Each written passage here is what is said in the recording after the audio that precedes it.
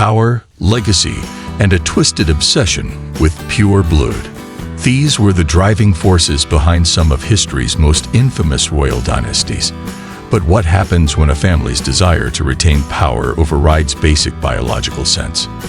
Today, we dive into the shocking stories of monarchs whose lineages became genetic time bombs.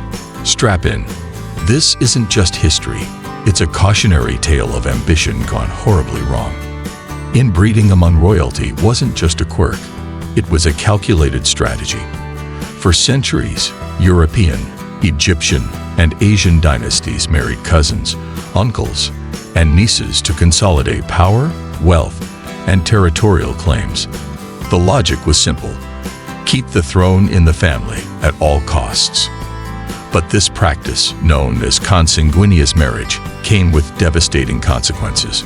Genetic disorders, physical deformities, and mental instability plagued these bloodlines, turning once mighty rulers into shadows of their ancestors.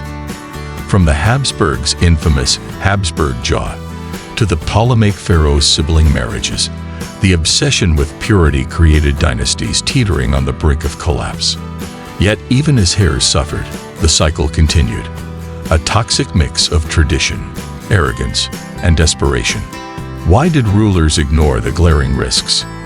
The answer lies in the political chessboard of the pre-modern world. Alliances forged through marriage prevented wars, merged kingdoms, and secured resources.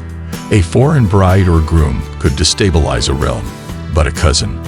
They were a safe choice, already steeped in the family's customs and loyalties.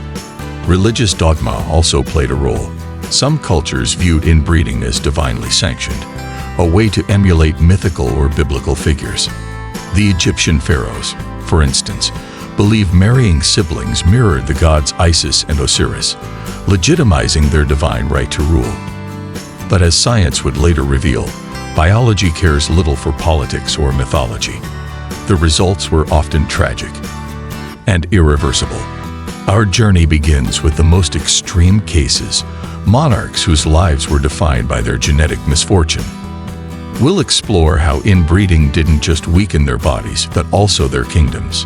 Take Charles I of Spain, the last Habsburg king, whose inability to produce an heir sparked a continental war, or Cleopatra's Ptolemaic family, whose intermarriages led to political paranoia and violent power struggles.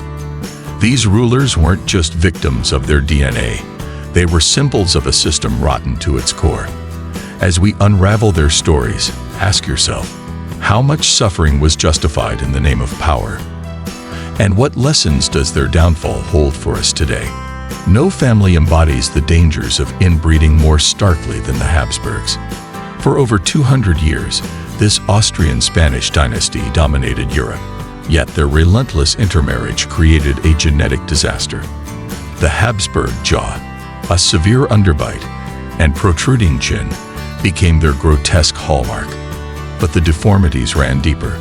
Charles II, known as El Hechizado, the Bewitched, suffered from epilepsy, infertility, and cognitive impairments. His tongue was so enlarged he struggled to speak, and his legs couldn't support his body. Modern DNA studies suggest his inbreeding coefficient was higher than if his parents were siblings, a staggering 25%. His reign marked the end of the Spanish Habsburgs, proving that even the mightiest dynasties could crumble under the weight of their own blood. The Habsburgs' obsession with blue blood blinded them to reality. Charles V, the dynasty's zenith, married his first cousin, Isabella of Portugal. Their son, Philip IV, wed his niece, Anna of Austria. By the time Charles I was born in 1661, the gene pool was a puddle. His autopsy revealed a heart the size of a peppercorn and a single atrophied testicle. Politically, his impotence triggered the War of the Spanish Succession, redrawing Europe's map. But the Habsburgs weren't unique. Similar patterns emerged in the French Bourbons and Russian Romanovs, yet their story remains a visceral warning. When power is prioritized over survival, extinction is inevitable. What's chilling is how normalized this practice became. Habsburg courtiers wrote off Charles I's ailments as divine punishment, rather than confronting the truth.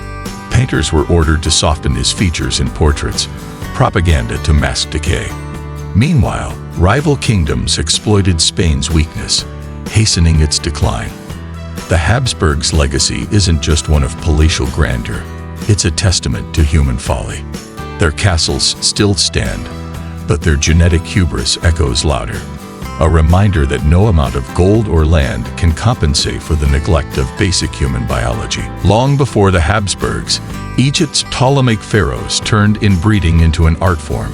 Descendants of Alexander the Great's general, they ruled for nearly 300 years, but only by marrying siblings, generation after generation. Cleopatra, the dynasty's most famous queen, with two of her brothers. While she's remembered for her intellect and charm, her family tree was a gnarled mess of paranoia and violence. Ptolemy VII murdered his nephew and stepson, then married his niece, who later tried to assassinate him. This wasn't love. It was a calculated bid to prevent outsiders from claiming the throne. Yet, as genetic diversity vanished, so did stability. The Ptolemy story is a paradox. A family so desperate to survive, they engineered their own demise. The physical and mental toll was catastrophic. Scholars speculate that Cleopatra's ancestors suffered from endocrine disorders, infertility, and psychological instability. Ptolemy V, for instance, died mysteriously at 28, likely poisoned by his own court. His successor, Ptolemy VI, was controlled by manipulative advisors, his reign marred by civil war. By Cleopatra's time, sibling marriage had normalized dysfunction. Her brother husband, Ptolemy XII, famously drowned fleeing Caesar's forces, while another brother, Ptolemy XIV, died under suspicious circumstances at 14. Cleopatra herself, though brilliant, navigated a court rife with betrayal, a product of her family's self-destructive traditions. Why did the Ptolemies cling to incest? The answer lies in their precarious legitimacy. As foreign rulers in Egypt, they adopted pharaonic customs to justify their power, including the god-king mythos of sibling marriage. But unlike the Habsburgs, their end came swiftly. Cleopatra's alliance with Rome couldn't save her dynasty. After her suicide, in 30 BCE, Egypt became a Roman province. The Ptolemies' fate underscores a brutal truth. Inbreeding didn't just weaken their bodies, it eroded their ability to adapt. Their insistence on purity left them unprepared for external threats, sealing their collapse. A lesson, perhaps, for any society that prizes tradition over evolution. Beyond the Habsburgs and Ptolemies, Europe's history is littered with lesser-known inbred monarchs whose stories are equally harrowing. Take King Ferdinand I of Austria, whose parents were double first cousins. Plagued by hydrocephalus and epilepsy, he was deemed unfit to rule, yet sat on the throne for 13 years, a puppet emperor controlled by advisors. Or Mary, Queen of Hungary, whose severe spinal deformity, likely from inbreeding, left her bedridden and childless, triggering a succession crisis. These rulers weren't just physically afflicted. Their reigns destabilized nations, proving that the ripple effects of inbreeding extended far beyond the palace walls. Even enlightened dynasties weren't immune. The House of Hanover, which ruled Britain, saw King George III marry his cousin Charlotte of Mecklenburg-Strelitz. While their marriage was stable, their son George IV's union with Caroline of Brunswick, his first cousin, was a disaster. The couple hated each other, and their only child, Princess Charlotte, died in childbirth at 21, a loss that plunged Britain into mourning. Had Charlotte lived, she might have spared the crown decades of scandal under her uncle, William IV. Instead, her death forced the Hanoverians to scramble for heirs, culminating in Queen Victoria's reign. Inbreeding didn't just harm individuals, it reshaped history's trajectory. The 19th century brought a grim reckoning. As genetics became a science, royals distanced themselves from cousin marriages, but the damage was done. Russia's Romanovs, though less inbred than others, still suffered hemophilia thanks to Queen Victoria's mutated gene. Their heir, Alexei, nearly died multiple times, weakening the monarchy before its 1917 collapse. Today, DNA analysis reveals the full scope of these tragedies. Yet, the allure of royal blood persists in pop culture, romanticizing what was, in reality, a grotesque experiment. As we close this chapter, remember, these monarchs weren't just rulers. They were prisoners of their ancestry.